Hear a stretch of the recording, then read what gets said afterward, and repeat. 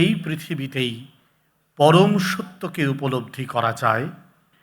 তিনি ছিলেন পরম পুরুষোত্তম, সেই পূর্ণ একজন মানুষ, সেই সিদ্ধ মানুষ, যিনি আসলে ঈশ্বর পুরুষ হয়ে এই পৃথিবীতে চলে বেরিয়েছেন। এত মন্দির স্থাপনা করেছেন একটি মানুষ একটি জীবনে।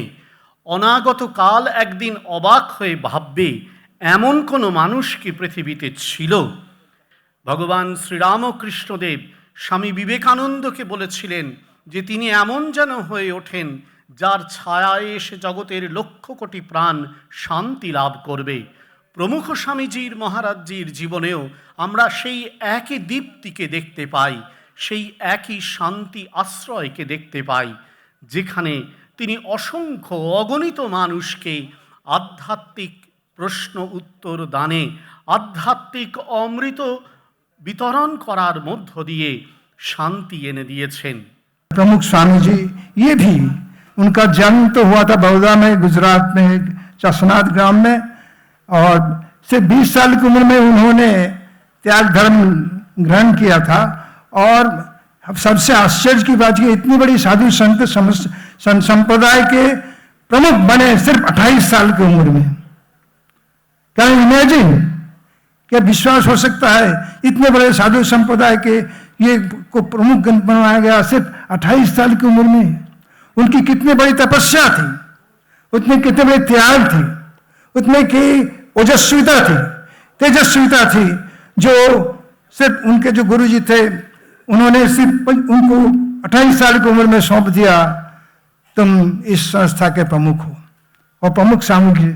तो उनमें इतनी उनका जीवन इतना स्वच्छ था, सरल था, इतना प्रेम था, उसमें इतना निर्विमान था, और वो इतने सात्विक भाव से जुड़े हुए थे, जो सिर्फ 28 साल की उम्र में इस संस्था को प्रमुख बने और देर करीब 70, 60, 65 साल तक इस संस्था को उच्चतर सीमा में ले गए। हालांकि स्वामीनारायण संप्रदाय गुजरात में बहुत बड़ी काम कर रहे हैं। मैंने गांव में घूमा है, वहाँ गुजरात में देखा हर जगह स्कूल बना है, बहुत से आदिवासी छात्रावास है, छात्राशालाएं भी हैं, सब है। लेकिन प्रमुख स्वामी जी ने इस संस्था को एक उच्चतर स्तर पर ले गए, सिर्फ उनकी साधुता से, उनकी सरलता से, उनकी पवित्रता से, उनके जीवन में जो त्याग की भावना थी उससे। और आप जानते हैं दिल्ली में जो इतने बड़े स्वामी जी का कल्चरल सेंटर बना, पहले उसको अक्षरधाम में बना, लंदन में, नैरोबी में, न्यू जर्सी में, चिकागो में, सब जगह हमने देखा जी इस प्रमुख स्वामी जी ने अपने सिर्फ अभी पहले स्वामी जी रामकृष्ण मिशन के स्वामी जी ने बोल रहे थे कि इतने अल्प समय में एक मनुष्य कितना करीब हजारों मंदिर बना है, कितने स्कूल, कितने सभाएं की हैं, कल्पना कोई नहीं कर सकता।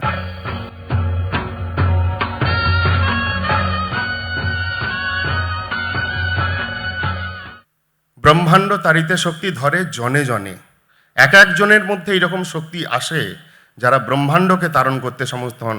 সামান্য পৃথিবী তো ছোট কথা।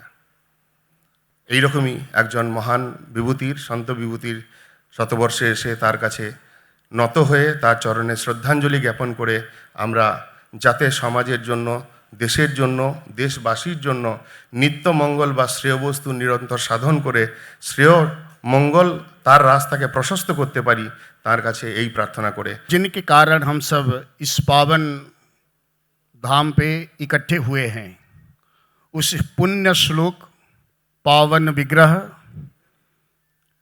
प्रमुख स्वामी जी महाराज के अभय चरणों से ये सेवक बार बार नमन कर रहा हूँ। यहाँ पे संत महात्माओं के सामने ये एक सेवक के मुंह से शोभा नहीं भी दे सकता है, लेकिन बोलने के लिए मैं इतनी मजबूर हूँ।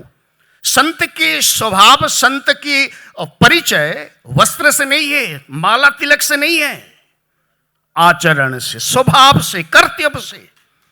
और आप देखे प्रमुख महाराज ने उनके देख रहा था कि 7 लाख चिट्ठियां लिखी हैं। मैं आपसे निवेदन करके प्रश्न कर सकता हूं, हम जितने भी संत से लेकर साधारण मनुष्य, महिलाएं, भक्त लोग जितने बैठे हैं, 7 लाख पन्ना पढ़े हैं आप जीवन में? हम किसी भी ग्रंथ का रटन करते हैं 100 पेज 150 पेज 300 पेज, कितना पुस्तक आप पढ़े हैं जीवन में, लेकिन वो एक ऐसा महान व्यक्तित्व थे जो 7 लाख चिट्ठी लिखे हैं।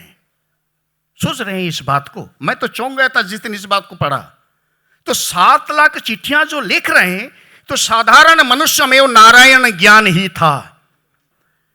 স্বামীনারায়ণ মন্দিরের পঞ্চম উত্তরসূরি প্রমুখ মহারাজের এত বড় কর্মযজ্ঞ আমি যখন শুনছিলাম, আর আমি ভাবছিলাম এই কাজ কিন্তু একটা জন্মে কেউ করতে পারে না যদি না তার প্রারব্ধ থাকে।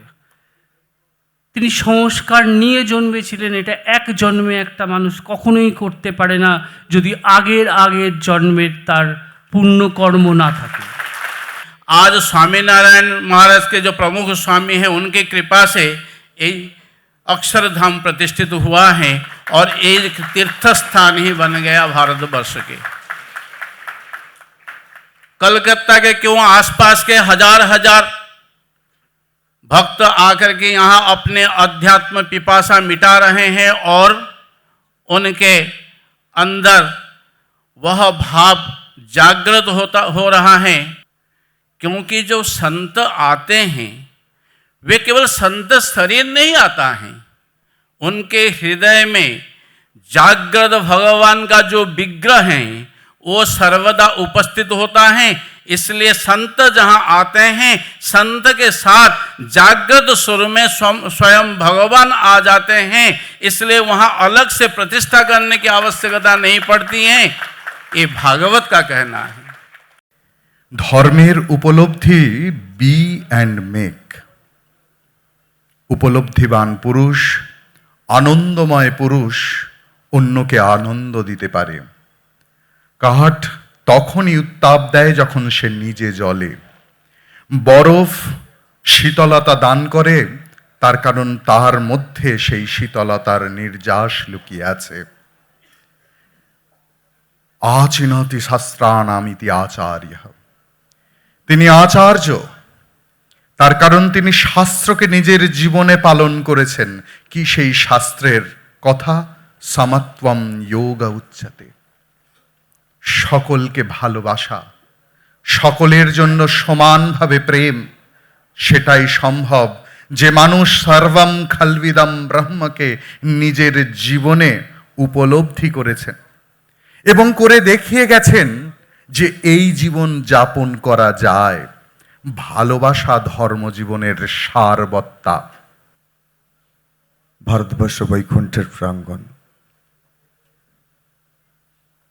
হাজার বছর ধরে এখানে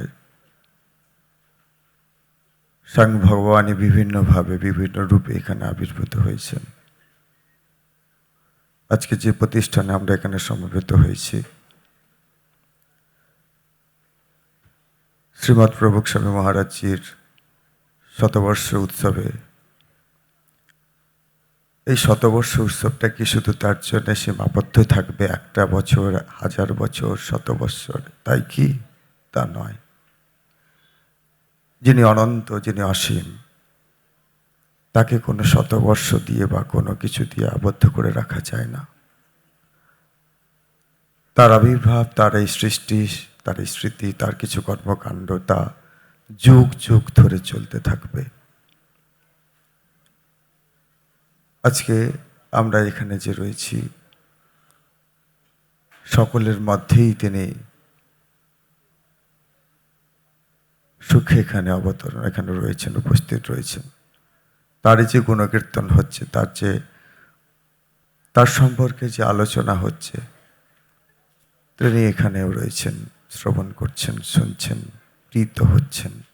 প্রমুখ স্বামী মহারাজ বলেছেন, আমার মঙ্গল তোমার মঙ্গল হলে আমার মঙ্গল। জগতের প্রত্যেকটি মানুষের মঙ্গল চিন্তা চেতনার মাধ্যমে যে ধারণা, সেটি ব্রহ্মভূত প্রসন্ন আত্মা ন শোচতি ন কাঙ্ক্ষতি সম সর্বেষু ভূতেষু মদ্ভক্তিং লভতে পরাম। কি অপূর্ব ভগবদ গীতার কথা, কি দর্শন কথা। তাহলে আজকের এই পরম সুধী আসরে আমাদের চেতনাকে উদ্দীপন করতে হবে। সূর্য যেমন ওঠে, সাদা কালো অনেক মেঘ তাকে আচ্ছন্ন করার চেষ্টা করে, কিন্তু তাকে বাধা দিয়ে রাখতে পারে না। সেই রকম প্রভুক স্বামী মহারাজজির জীবনের যে আদর্শ ধারা, তিনি সূর্য স্বরূপ, তাই তিনি সকল বাধা বিপত্তিকে অগ্রাহ্য করে তার আদর্শে প্রতিষ্ঠিত হয়েছেন। আজকে প্রমুখ স্বামীজির শতবর্ষে আমরা তাকে ভুয়ো ভুয়ো প্রণাম জানাই। আমরা যেন তার আদর্শ অনুসরণ করে চলতে পারি।